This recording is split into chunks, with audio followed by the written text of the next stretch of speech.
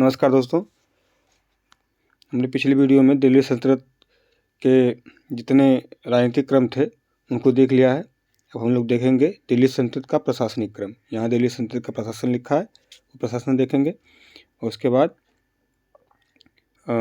अगर आप दिल्ली प्रशासन कला स्थापत्य जितना है सब देखेंगे तो आपका रिवीजन क्लास में स्वागत है। और अगर वीडियो अच्छी लगती है तो लाइक, सब्सक्राइब, कमेंट करें। सब्सक्राइब ज़्यादा करें। आइए शुरू करते हैं।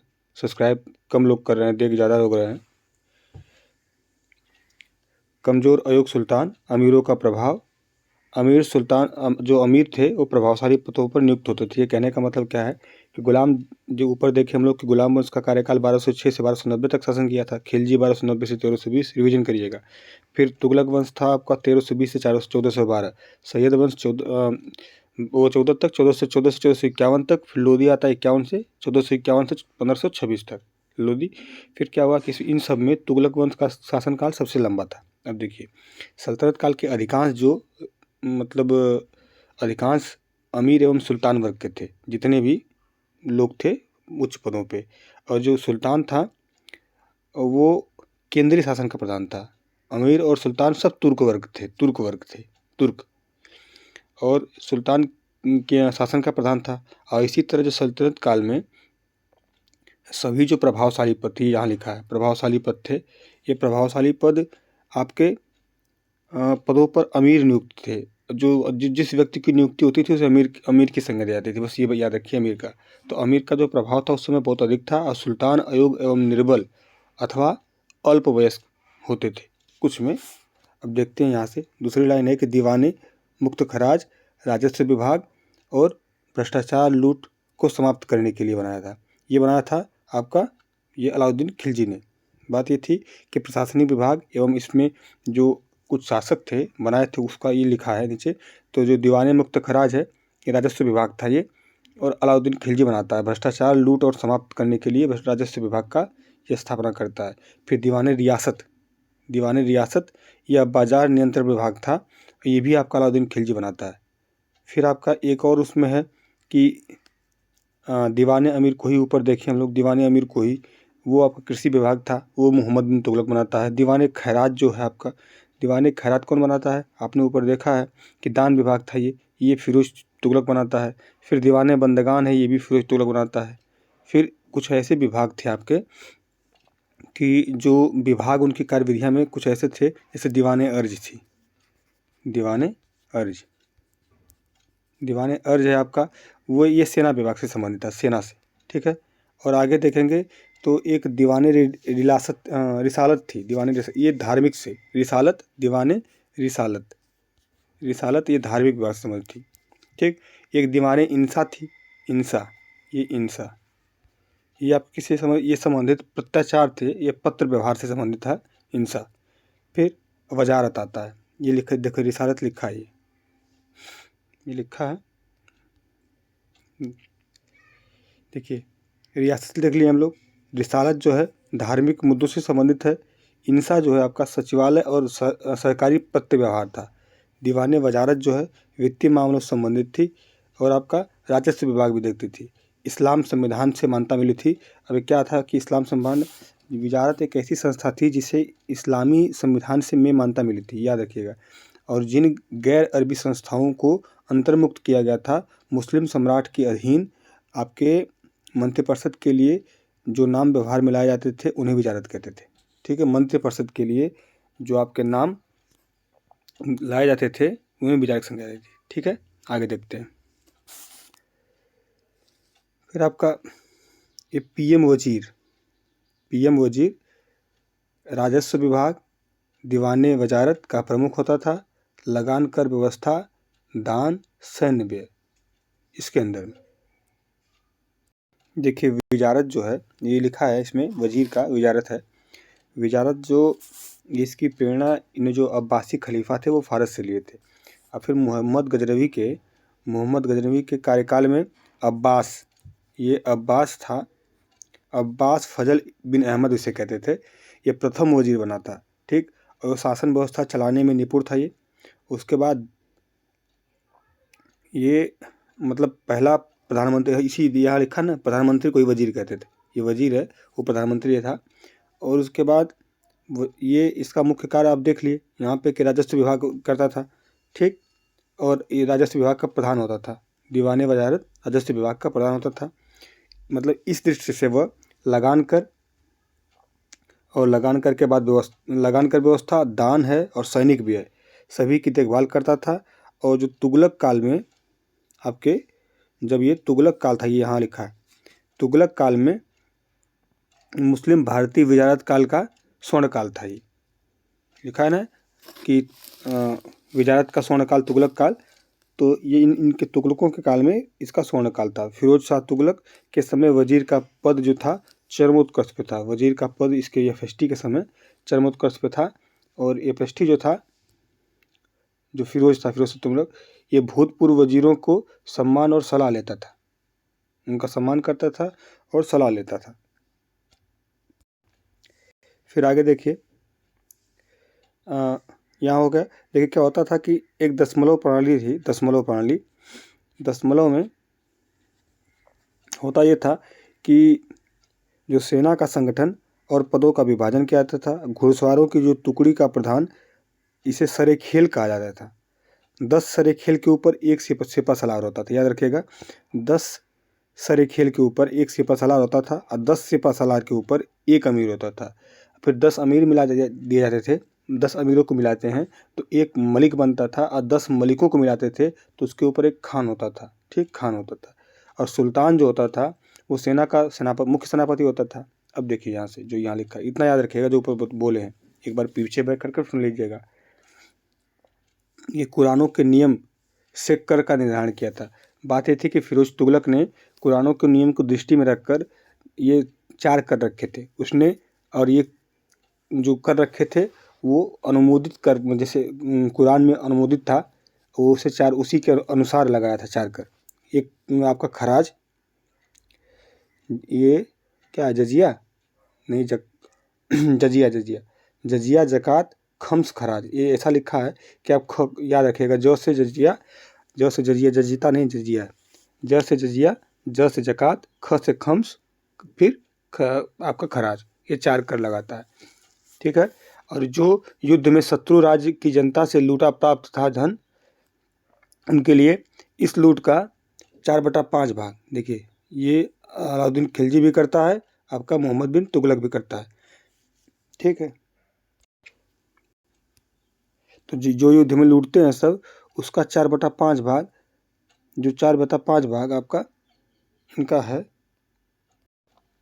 ये तो जो राजकोष में डालता है, ये जानते हैं कौन डालता है? ये आपके अलाउद्दीन खिलजी एमबीटी डालता है। और जो फिरोज शाह तुगलक एफएसटी था, यह 4/5 भाग सैनिकों में बांट देता था और 1/5 भाग राजकोष में करता था। लेकिन अलाउद्दीन खिलजी और मोहम्मद बिन तुगलक जब आते हैं तो ये 4/5 भाग आपके राजकोष में और 1/5 भाग सैनिकों में बांटते थे। लेकिन सिकंदर लोदी ने गड़े हुए खजाने से कोई हिस्सा नहीं लिया था। सिकंदर लोदी क्या रखिएगा, ये रख लिए, गड़े हुए खजाने का कोई हिस्सा नहीं लेता था आपका सिकंदर लोदी। टका और जीतल का जो आपका अनुपात था 1:48, मतलब 1 टका में 48 जीतल मिलते थे, ठीक है।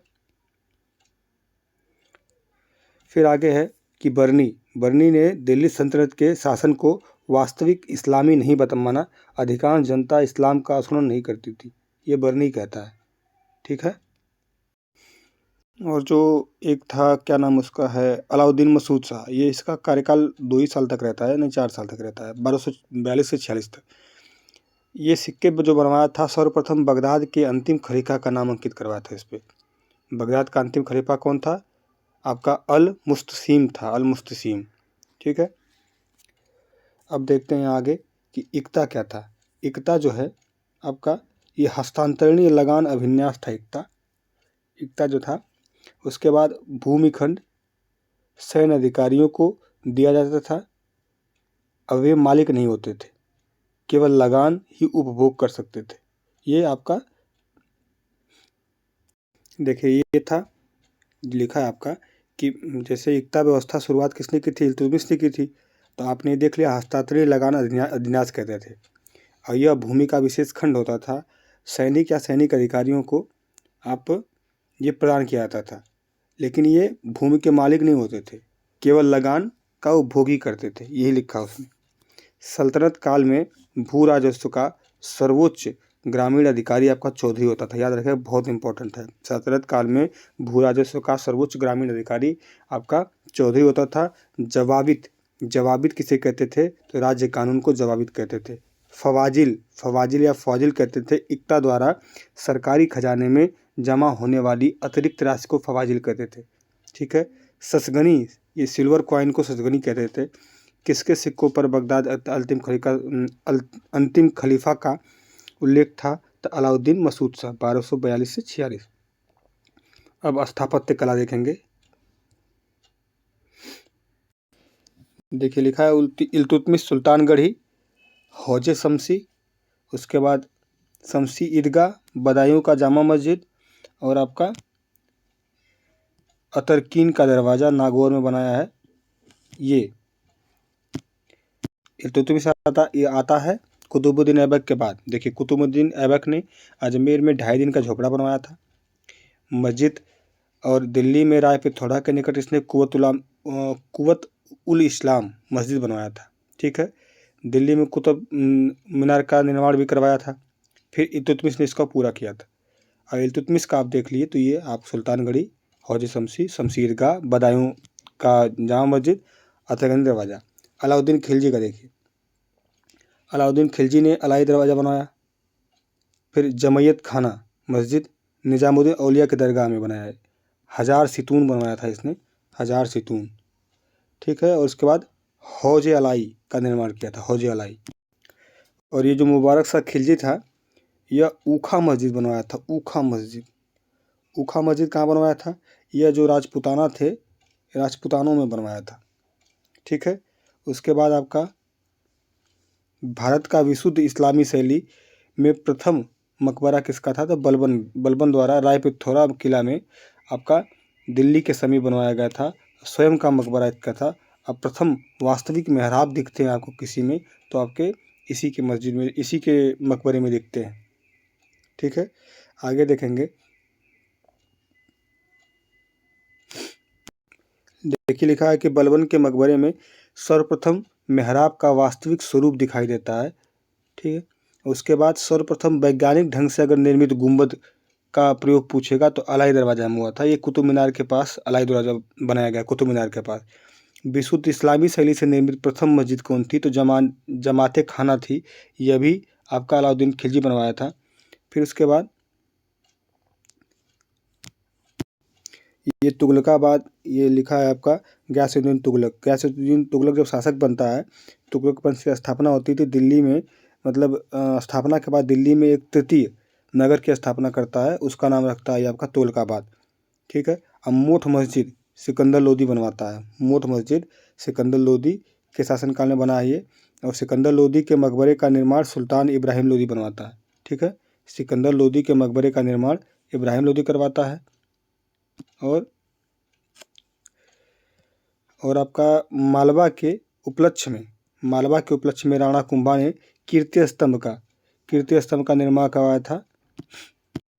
देखिए जब मालवा विजय हुआ था तो इसके उपलक्ष्य में राणा कुंभा ने कीर्ति स्तंभ बनवाया था। इसको बनाया कौन था, तो जयता ने बनवाया था। लेकिन इसका प्रशस्तिकार कौन था, तो अत्रि था। इसका नाम अत्रि और महेश, ये अभ्री नहीं है, ये अत्रि है, अत्रि और महेश। ठीक है। अत्रि और महेश। कुंभा एक संगीतकार और वीणा वादक थे, और इनकी 3 कविताएं थी, ऊपर हमने देखा था इनकी रचना, वो आप कमेंट बॉक्स में बताइएगा।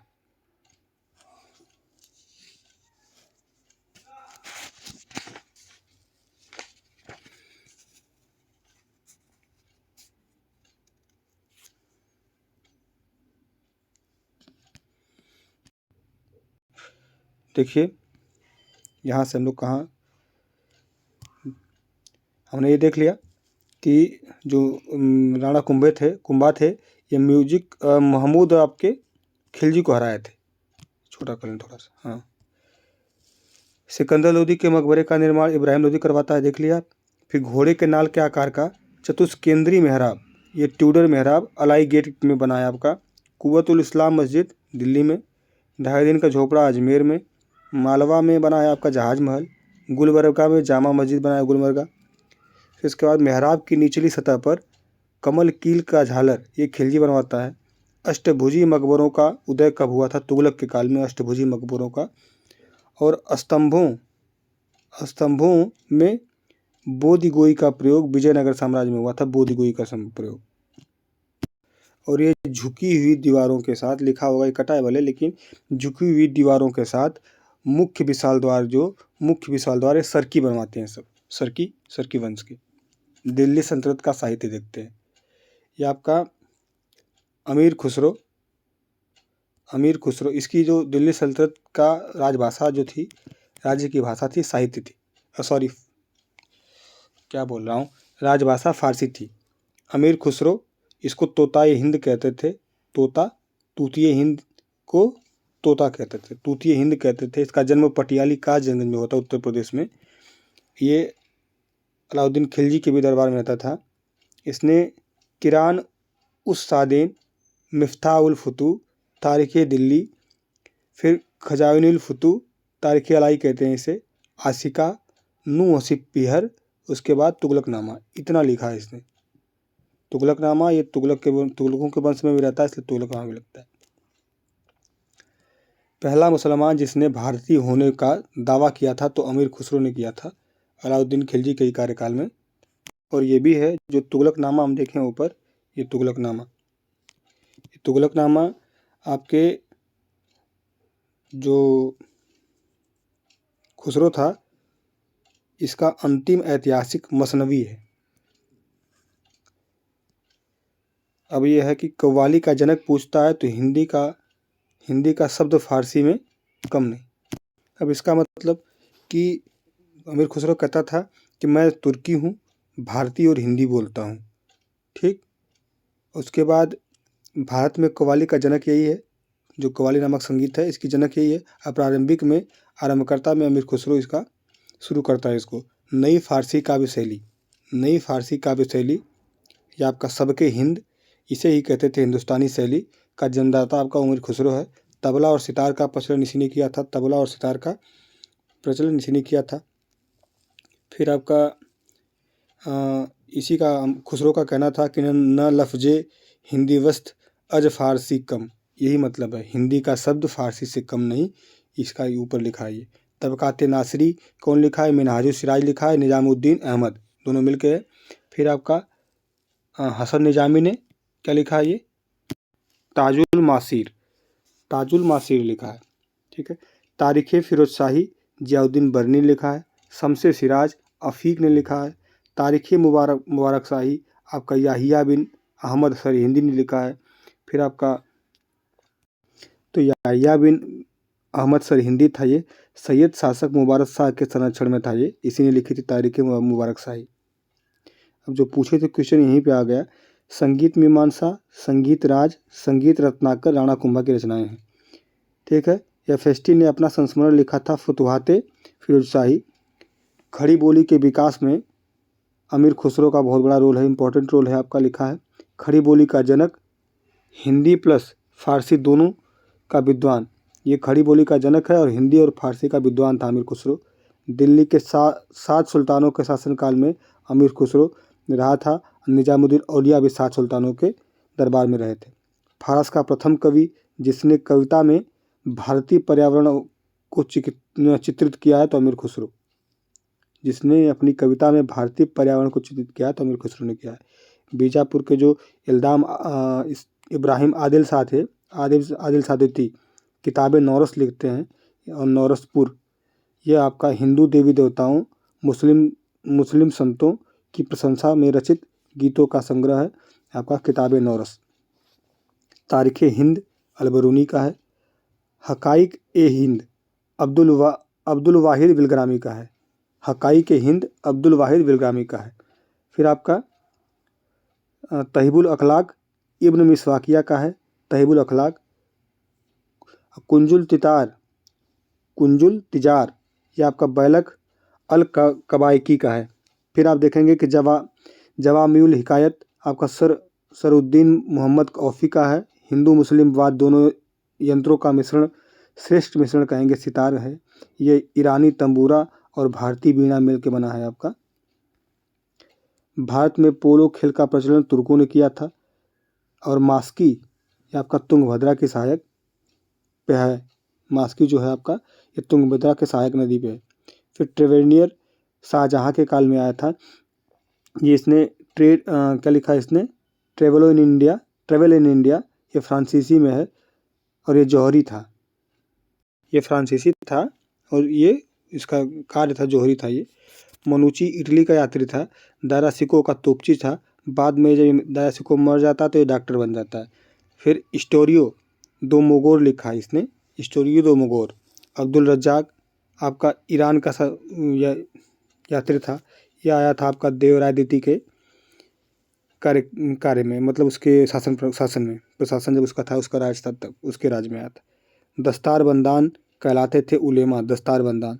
चुंबकीय दिशा सूचकों का भारतीय महासागरों में प्रयोग, प्रारंभिक सूचना आपकी कहाँ से मिलती है इसकी, तो आपका सदरुद्दीन मोहम्मद औफी के इसमें मिलती है। जवामी उल हिकायत में मिलती है, इसकी रचना है, इसी में मिलती है। लुबाब उल अलबाब ये आपके सदरुद्दीन मोहम्मद औफी लिखता है। बाज बहादुर मालवा। फिर आपका चांद बीबी अहमदनगर। बाज बहादुर कहाँ है, मालवा में है। चांद बीबी आपका अहमदनगर में है। अफगानपुर षड्यंत्र 1325 में होता है। गयासुद्दीन तुगलक की हत्या होती है। एमबीटी द्वारा लकड़ी का महल बनाया गया था मोहम्मद बिन तुगलक द्वारा। 49 देशों और 7300 मील पूर्व आधुनिक काल में सबसे बड़ा यात्री कौन था, तो आपका इब्न बतूता। इब्न बतूता 49 देशों की यात्रा किया था, 7300 मील चला था। आगे देखेंगे कि मनसोल्लास सोमेश्वर की है।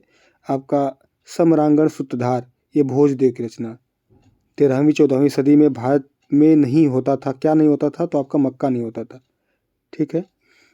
उसके बाद मध्यकालीन भारत में महत्तर और सटकिल किनके लिए प्रयुक्त होते थे, महत्तर और, तो ये आपके ग्राम का मुखिया के लिए होते थे। उत्तर भारत और दक्कन के प्रांतीय राजवंश आएगा, नेक्स्ट चैप्टर देखते हैं। कि जौनपुर स्वतंत्र राज्य बना। मोहम्मद शाह द्वितीय के जौनपुर की स्थापना फिरोज शाह तुगलक करता है। इसका जो चचेरा भाई था, क्या नाम था, जोना खान, मोहम्मद बिन तुगलक कहते हैं इसे, इसी की याद में बनवाता है। फिर जो सुल्तान महमूद शाह है, महमूद शाह द्वितीय, ये 1394 में जौनपुर को स्वतंत्र राज्य बनाता है। और इसका संस्थापक जो था वो मलिक सरवर था। इसका दास था मलिक सरवर ने स्वतंत्र सरकी वंश साम्राज्य की स्थापना की थी। मलिक सरवर जिसने स्वतंत्र सरकी वंश की स्थापना की थी, मलिक सरवर मोहम्मद जायसी का दास था। ये लिखा है दास ना, ये दास था। फिर आपका इसमें क्या है कि सुल्तानों ने उसे मलिक उस सर्क, यह है मलिक सरवर को मलिक उस सर्क और ख्वाजा जहाँ की उपाधि मिली थी। ठीक है। अब 15 वर्षों बाद बहलोल लोदी ने हुसैन सरकी को पराजित कर दिल्ली सल्तनत में मिला लिया था। 15 नहीं होगा, ये 85 वर्षों बाद होगा, 85 वर्षों बाद है। हाँ, सरकी मतलब सरकी 85 वर्ष तक शासन चला जौनपुर में। इसके बाद 1479 में, हाँ 1479 के करीब आपका बहलोल लोदी, 1479 में बहलोल लोदी ने इसके अंतिम शासक जो था हुसैन शाह सरकी, उसको पराजित किया, जौनपुर को दिल्ली में ला दिया। हुसैन शाह सरकी ये आगे देखेंगे। इब्राहिम शाह सरकी 1402 से 1436 तक शासन करता है। सरकी शैली की स्थापना करता है। उसके बाद आपका इब्राहिम शाह सरकी 1436 का 1440 ही समझिए इसको, 1440 तक शासन करता है, 1440 तक। उसके बाद ये आपका सिराजे हिंद की उपाधि धारण होता है यहाँ पे। उसके बाद जौनपुर को भारत का सिराज कहते हैं। कीर्तिलता काव्य विद्यापति, ये जौनपुर और इब्राहिम शाह सरकी का वर्णन इसमें है। विद्यापति ने लिखा है कीर्तिलता काव्य, जौनपुर का और इब्राहिम शाह सरकी का वर्णन है। कश्मीर का सबसे पहले जजिया समाप्त हुआ था, तो कश्मीर का जैनुलाब्दीन है। हुआ ये कि 1420 में अली शाह के भाई शाही खां, इन्हें कहते थे जैन उल आबिदीन। ये जैन उल आबिदीन के नाम से कश्मीर के सिंहासन पर बैठे। वह कश्मीर के सबसे महान शासक हैं और इनकी धार्मिक उदारता के कारण इनकी तुलना मुग़ल बादशाह अकबर से की जाती है। ये अकबर, कश्मीर का अकबर कहते हैं इन्हें, ठीक है।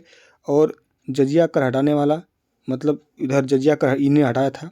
गो हत्या को निषिद्ध किया था, जजिया का हटाया था, गो हत्या को बैन किया था। फिर आपके इन्होंने क्या किया था कि महाभारत और राजतरंगी का फ़ारसी में अनुवाद करवाया था। अब बुलर झील में जैना लंका द्वीप का निर्माण कराया था। उसके बाद आपका शिकायत, जो ये शिकायतनामा, देखिए गुजरात का सुल्तान मुजफ्फर खां, इसे जफ़र खां भी कहते थे, 1407 में ये गुजरात का स्वयं को शासक घोषित करता है। गुजरात का स्वयं को शासक घोषित करता है। मालवा का जो हुसंग सात को पराजित कर धार पर कब्जा कर लौटा दिया था। इसने मालवा के शासक हुसंग शाह को पराजित किया था, उनकी राजधानी धार पर अधिकार कर लिया था, लेकिन बाद में उनको वापस कर दिया। 1458 में महमूद बेगड़ा फतेह खान या अबुल फतेह महमूद सिंहासन पर बैठा था, ठीक है। ये इसकी उपाधि थी, अबुल फतेह महमूद की उपाधि धारण करके बैठा था, परंतु इतिहास में महमूद बेगड़ा के नाम से विख्यात था। ये आप देखेंगे कि महमूद बेगड़ा, देखें ऊपर नाम, तो इतिहास में इसी के नाम से विख्यात है ये। और इसकी जो मुख्य विजय है चंपानेर है, गिरनार के 1.5 किलो की थी। चंपानेर जीता था और आपका गिरनार का किला जीता था। दक्कन में अमीर सादान के विद्रोह के परिणाम स्वरूप जो आपका मोहम्मद बिन तुगलक के काल में हसन गंगू और जफ़र खां अलाउद्दीन बहमन शाह ने 1347 में बहमनी राज्य की स्थापना की थी, बहमनी की। इसका कैपिटल जो था गुलबर्गा का नाम हसनाबाद रखा था। साम्राज्यों में 4 तरफ प्रांतों में बांटा गया था, बरार, बीदर, गुलबर्गा और दौलताबाद, ठीक है। देख लिया हमने, क्या देखा कि जो ये अमीर सादान था हसन गंगू, इसने स्थापना की बहमनी साम्राज्य की। अलाउद्दीन हसन बहमन शाह उपाधि धारण करता है ये 1347 में। इसकी राजधानी गुलबर्गा बनाता है, इसका नाम ahsanaबाद रखता है, ahsanaबाद, और इसकी राजधानी रख दिया ahsanaबाद। उसके बाद क्या देखेंगे हम कि बरार फतेउल्लाह इमाद शाह, जो बरार का संस्थापक था उसका नाम था फतेउल्लाह इमाद शाह, और राजवंश इसका क्या था, इमाद शाही वंश। बीजापुर को जो था, बीजापुर का ये आपका यूसुफ आदिल शाह थे, इसके जो संस्थापक थे आदिल शाह वंश के थे। और इब्राहिम सादिती इनकी किताब थी किताब नौरस, हिंदी संस्कृत संग्रह है, इसे नौरसपुर में, और इसमें इसी के काल में फरिश्ता तारीखी फरिश्ता पूरा करता है, ठीक है। और आपका बीजापुर हो गया अहमदनगर का मलिक अहमद ने अहमदनगर की स्थापना की थी, और इसका जो निजाम शाही वंश कहते हैं इसे। गोलकुंडा का कुली कुतुब शाह, गोलकुंडा की स्थापना कुली कुतुब शाह करता है, उसका जो वंश था कुतुब शाही वंश था। बीदर का अमीर अली बरीद करता था, बरीद शाही वंश की स्थापना। आगे देखेंगे। और ये जो इब्राहिम आदिल शाह का, इसके प्रजा ने जगत गुरु को उपाधि दी थी, और अबला बाबा निर्धनों का मित्र से कहते थे। मोहम्मद आदिल शाह का मकबरा गोल गुंबद के नाम से प्रसिद्ध है, आप जानते हैं। गुजरी महल, राजा मान सिंह तोमर, 15वीं शताब्दी में अकबर कालीन शैलियों की छाप पड़ी इसमें। सरकी शैली साधारण प्रकार के मीनारों को हटा दी गई थी, और उनमें हिंदू प्रभाव के चिन्ह झलकने लगे थे। उत्तम सोम पंडित ने आपका कश्मीरी भाषा में कश्मीर का इतिहास लिखा था। जिन विजय सूरी अकबर के दरबार से संबंधित था, जिन विजय सूरी आपका मध्यकालीन राज्य चंपक चंबा कुलुत या कुल्लू हिमाचल प्रदेश में, आपका दुर्गढ़ जो था आपका जम्मू कश्मीर में था। फिर अहमदनगर निजाम शाही वंश के अंत में ये 1632 में शाहजहां ने महावत खां के नेतृत्व में दौलताबाद के दुर्ग जीतने के लिए अहमदनगर भेजा था। फिर उसके बाद सुल्तान हुसैन शाह को बंदी बना लिया था, ठीक है। आगे देखते हैं। सुल्तान मुजफ्फर शाह ये गुजरात का था। गोलकुंडा को वर्तमान में हैदराबाद कहते हैं। ये औरंगजेब ने इसको जीता था। राजधानी आपकी क्या है तो काकतीय की राजधानी वारंगल थी, होयसाल की राजधानी द्वार समुद्रम थी। ये इम्पोर्टेंट है, भारत की 42वीं विश्व धरोहर बनी है ये होयसाल समूह, जो आपका ये आपका यूनेस्को में शामिल है, 42वां यूनेस्को। ठीक है, आगे देखते हैं। यादवों की राजधानी देवगिरी थी, पांड्यों की राजधानी आपकी मदुरई थी। होयसाल स्मारक पाए जाते थे हलेबीडु और बेल्लूर में, ये याद रखिएगा। उसके बाद होयसाल मंदिर नरेश आपके नरसिंह प्रथम बनवाते हैं होयसाल मंदिर। इसी में आपका चेनकिसम मंदिर विष्णुवर्धन होयसाल वंश का था ये, इसने बेल्लूर में। ठीक है, द्वार समुद्रम का नाम हलेबीड या हलेबीडु रखा गया। दोहरा गुंबद आपका, और इसको नहीं बताया मैं, पांड्यों की जो राजधानी थी कोकरई, पहले स्टार्टिंग में कोकरई थी, बाद में इसने मदुरा रखी थी। ठीक है, ये देखिएगा। अगला जो दोहरा गुंबद आपका, दोहरा गुंबद ये सिकंदर लोदी बनवाता है, दोहरा गुंबद सिकंदर लोदी। फिर आपका अष्टभुजी मकबरा शेरशाह बनवाता है, शेरशाह। फिर आपका सत्य मेहराबी मकबरा आपका बलबन, मतलब सत्य मेहराबी मतलब पहले मेहराब का दिखना वही था। गोल गुंबद आपका मोहम्मद आदिल शाह गोल गुंबद बनाता है, ऊपर देखें। मांडू के जहाज महल का निर्माण सुल्तान गयासुद्दीन खिलजी बनवाता है ये। लाल दरवाज़ा मस्जिद जौनपुर में बनी है। दाखिल दरवाज़ा आपका, ये दाखिल दरवाज़ा जो है, दाखिल दरवाज़ा गौड़वंश। फिर उसके बाद 3 दरवाज़ा अहमदाबाद में।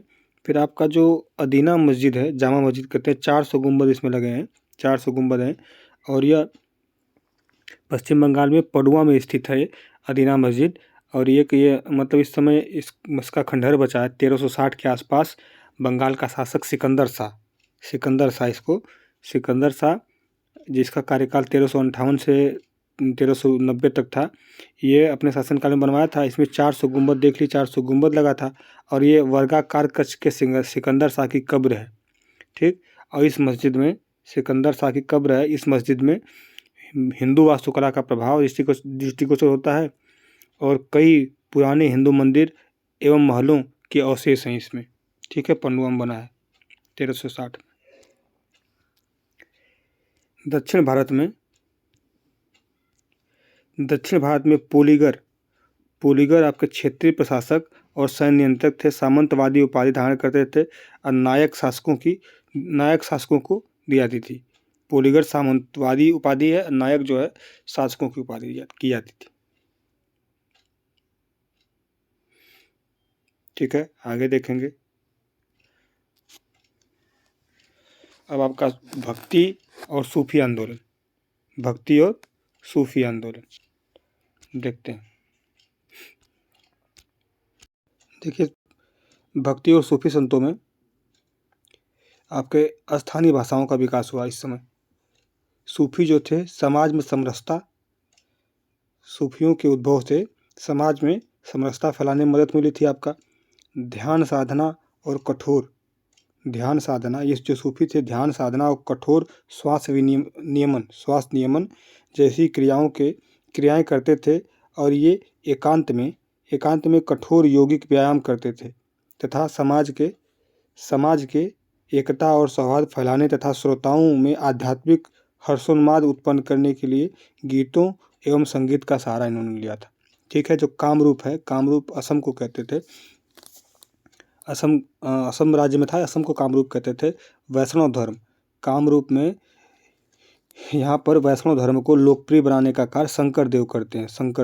ठीक है, एकेश्वरवाद उनके धर्म का मूल उद्देश्य था, और इन्होंने विष्णु या उसके अवतार कृष्ण को अपना अभिष्ट माना था। इन्होंने एक सरल संप्रदाय की स्थापना की थी शंकरदेव ने। विष्णु, ये देख लिए हम लोग, विष्णु या उनके कृष्ण के अवतार के अभिष्ट मानते थे।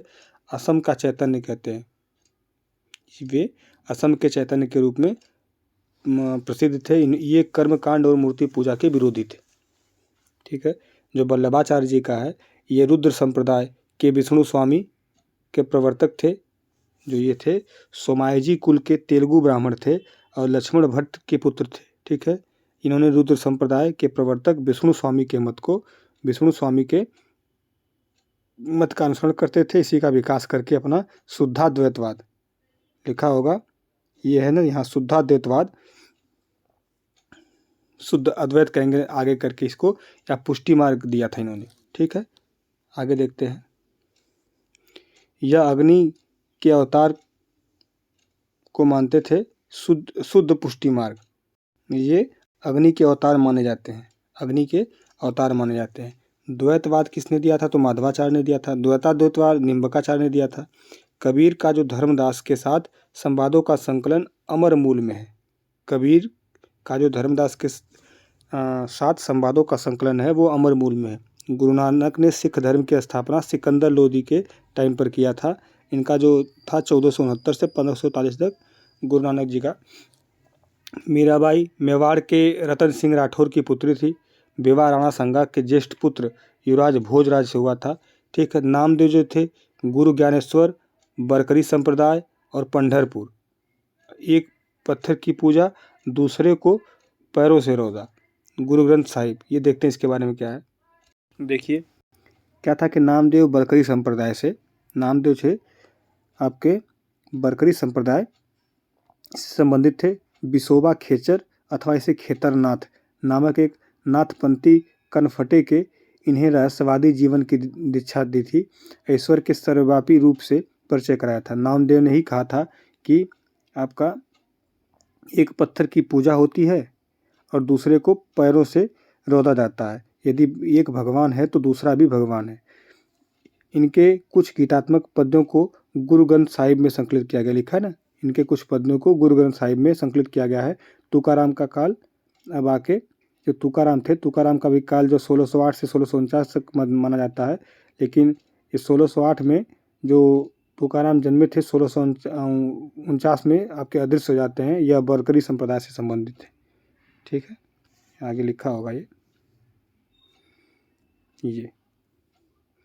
फिर आपका चैतन्य निमाई, चैतन्य निमाई इनका जन्म नदिया बंगाल में हुआ था। कृष्ण भक्त थे और ये वैष्णव से संबंधित थे कीर्तन में। जैसे कि भक्ति आंदोलन के प्रसिद्ध संत थे महाप्रभु चैतानंद। ये 1486 से 1534 तक इनका पूरा जीवन काल है। और ये इनका जन्म नदिया जिले में देख लिया हम लोग। ये ब्राह्मण परिवार में जन्मे थे। इनके पिता का नाम जगन्नाथ मिश्र था, माता का नाम सची देवी था। चैतन्य के बचपन का नाम निमाई था, निमाई। ठीक, चैतन्य ने कृष्ण को अपना आराध्य माना था, अब भक्ति का प्रचार किया था। अब आगे देखेंगे कि तुलसी, जो तुलसीदास थे ये अकबर के समकालीन थे, और अकबर और जहांगीर दोनों के। ठीक है, और तुलसी जी के जो ग्रंथ थे जानते होंगे आप, रामचरितमानस विनय पत्रिका सर्वोत्तम है। रामचरितमानस में गोस्वामी तुलसीदास 1532 से 1623 की में अवधी भाषा में की थी। ठीक है, फिर आप देखेंगे कि ये चित्सिया है, चित्सिया सूफी संत, चित्सिया सूफी मत की स्थापना अफगानिस्तान के चिश्त में अबू इसहाक समी चिश्ती ने अपने शिष्य ख्वाजा अबू इसहाक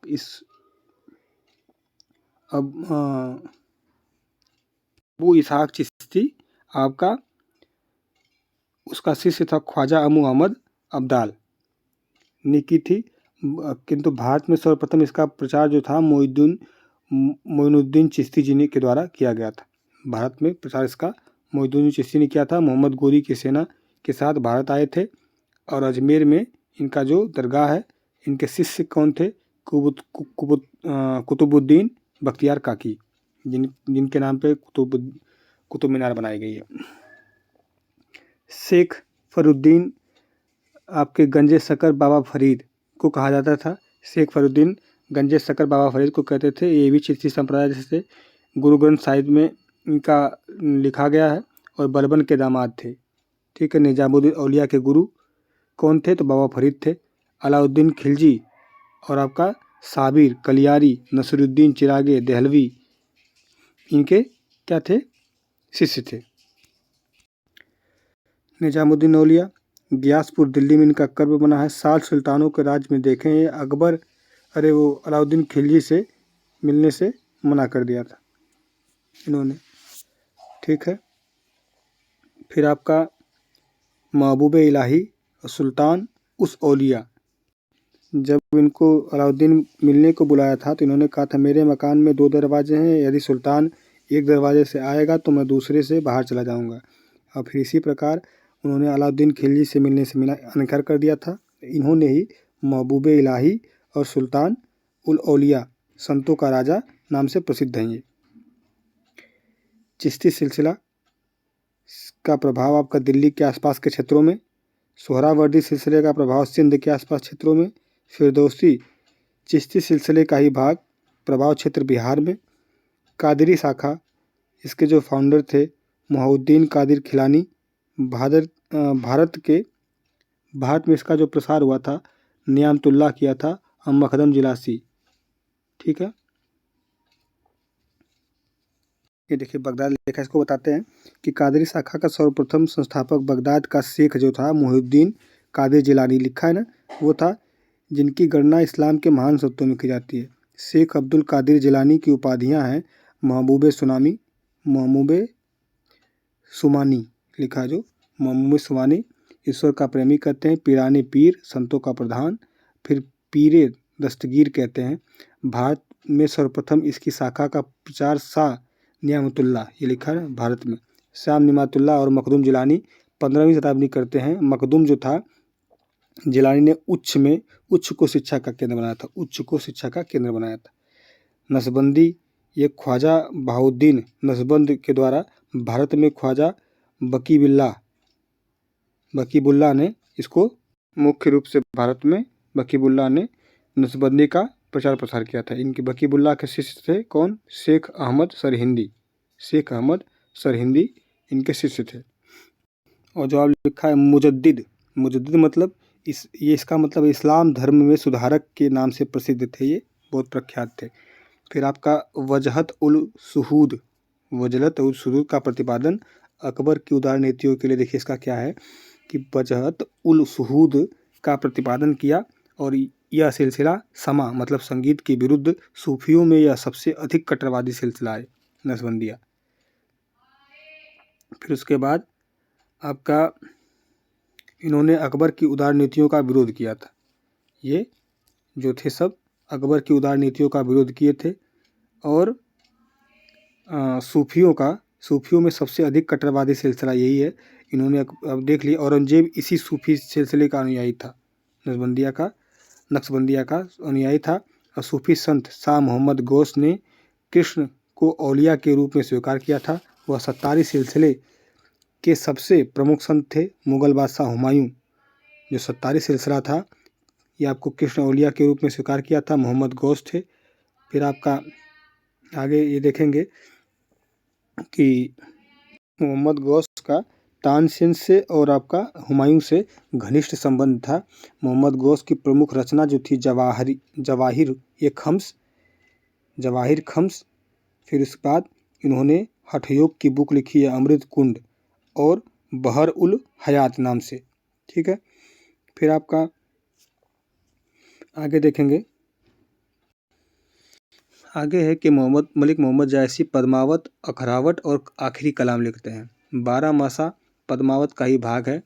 और एक और चीज़ है कि सूफी संतों के निवास स्थान को खानका कहते थे। समा एक सूफी संत की समारोह का नाम था। जो शेख होता था, शेख सूफीवाद में शिक्षण और मार्गदर्शन के लिए अधिकृत किए जाते थे। इस्लाम धर्म को कानून इस्लाम के धार्मिक कानून के विद्वानों को उलेमा कहते थे, ये जानिएगा। और प्रेम वाटिका रसखान की रचना थी और इसमें कृष्ण के जीवन की पंक्तिबद्धी थी। और सुजान रसखान भी प्रसिद्ध है इनके लिए। आगे देखेंगे, बाराबंकी में देवा शरीफ में सूफी संत हाजी वारिस अली शाह की मजार है। भक्ति आंदोलन का प्रारंभ दक्षिण में शंकराचार्य विशुद्ध अद्वैतवाद अलवार और नैनार द्वारा प्रसारित था, 8वीं शताब्दी। उसके बाद पुनर्जन्म भक्ति आंदोलन का था, यह आपका कि 15वीं और 16वीं शताब्दी में। बुद्ध और मीराबाई ये संसार को दुखमय बताते हैं। दोनों लोग कॉमन रूप से संसार दुखमय है, दुखपूर्ण है। किसी व्यक्ति से धर्म संप्रदाय या जाति न पूछें, रामानंद जी ने कहा था। मलुकदास कड़ा कौशाम्बी के संत थे। शंकराचार्य 8वीं सदी में, रामानुज जो थे 11वीं सदी में, चैतन्य जो थे 15वीं सदी में जन्मे थे। ठीक है, और आपके और फिर रामानुज के अनुयायी तो वैष्णव संप्रदाय से संबंधित थे। इस्लाम से प्रभावित नामदेव ये निर्गुण से संबंधित है। उसके बाद त्यागराज जो थे 18वीं सदी में, दादू दयाल 16वीं सदी में थे। ठीक है, नामदेव दर्जी, सेनानाई, तो इनके व्यवसाय थे। नामदेव दर्जी थे, जो आपके सेना थे वो नाई थे। ध्रुवदास आपके भगत नामावली थे, ध्रुवदास। और आपके नाभादास भक्तमाल, उस्मान आपके चित्रावली, केशवदास रसिक प्रिया कवि प्रिया आपके और रामचंद्रिका। तुकाराम समकालीन थे जहांगीर और शाहजहां के 17वीं सदी में। भक्ति आंदोलन से नागार्जुन का संबंध नहीं था कोई। क्वेश्चन पूछा वही लिखा है।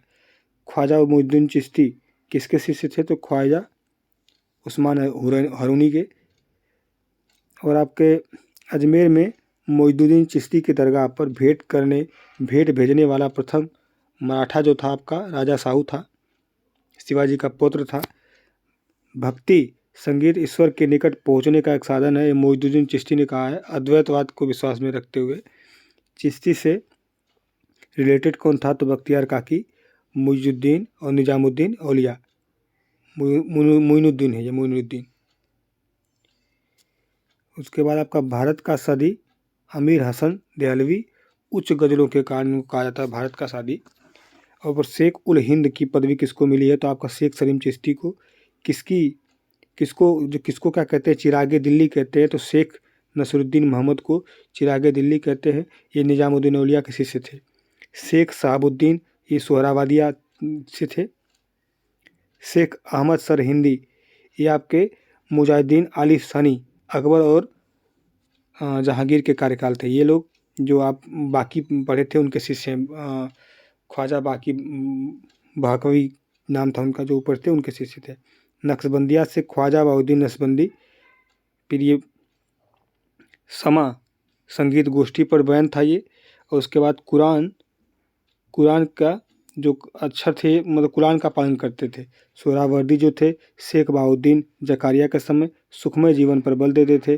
गुड फ्राइडे आपका ईसा मसीह के सूली पर चढ़ाए जाने को गुड फ्राइडे कहते थे। ईस्टर किसे कहते हैं? कि ईसा मसीह के पुनर्जीवन को ईस्टर कहते हैं सब। अब देखेंगे आगे कि जो भारत में तैमूरी या इसे तमुरीद कहते हैं, जो बजाने वाला होता, तंबूर भी कहते हैं। ये राजवंश था या मुगल वंश का, और बाबर के समय भी था। सरे पुल का जो युद्ध होता है आपका 1501 में, बाबर को शबानी खां ने पराजित किया था, मध्य एशिया में भाग लिया था। बाबर कलंदर जहीरुद्दीन मोहम्मद, यह बताइएगा क्या है? तोपखाना का प्रयोग, जो तोपखाना चलाता था बाबर में उस्ताद अली कुली था। अब बंदूकचियों का नेतृत्व करता था मुस्तफ़ा था ये बाबर के समय। सर्वप्रथम पानीपत की लड़ाई में तोपों का प्रयोग किया था। बारूद का पहली बार प्रयोग तो बहमनी साम्राज्य में हुआ था। खानबा 1527 में जहाद का नारा देता है, गाजी की उपाधि धारण करता है। राणा सांगा के खिलाफ इसका युद्ध होता है। 1528 में चंदेरी मेदिनी राय के खिलाफ। 1529 में घाघरा आपका महमूद लोधी के खिलाफ। बाबर का साम्राज्य, फिर बख्त खां से आपका बिहार तक, राजस्थान शामिल नहीं था इसमें। तुझके बाबरी बाबरनामा या इसे बाबरनामा कहते हैं, आत्मकथा है। 2 हिंदू राज्यों का उल्लेख किया इसमें, विजयनगर का किया है और आपका मेवाड़ का किया है। अकबर ने रहीम से फारसी अनुवाद करवाया था, अब्दुल रहीम खान रहीम से। बाबर द्वारा रचित पद्य रचनाओं का संकलन दीवान में, और आपका मुबई शान मुस्लिम कानून की पुस्तक। रिसाले उसज इसे खते बाबरी ये बाबर लिखा है, खते बाबरी कहते हैं। फिर पंजाब का गवर्नर, बाबर को कौन बुलाया था आक्रमण करने के लिए? तो पंजाब का गवर्नर था दौलत खां, वो बुलाया था। आलम खां ये इब्राहिम लोदी का चाचा था, उसने बुलाया था। मुगल शासक जो थे वो चगताई तुर्क थे। ऑटोमन युद्ध पद्धति कौन लाया था? तो आपका बाबर लाया था। पानीपत में बाबर की जीत का मुख्य कारण कौन था? तो सैन्य कुशलता, कुराल सेनानायक, आपका तोग और तुगलमा पद्धति। ये आप देखेंगे क्वेश्चन तो आपके क्वेश्चन बाय क्वेश्चन मिलेगा। लोदी में मेहराब और गुंबद का मतलब देखने को मिलता है, जिसमें नवीन रूप से शेरशाह ने इसका नवीनतम रूप कौन देता है? शेरशाह देता है। बाबर ने सर्वप्रथम पादशाह की उपाधि धारण की थी काबुल में 1506 में। धैर्य और संकल्प की सफलता की शिक्षा बाबर ने दी थी। बाबर से मिलती भी है, बाबर ने दी भी थी। ठीक है। हुमायूं और अकबर का पुरोगामी कौन है? अब देखते हैं।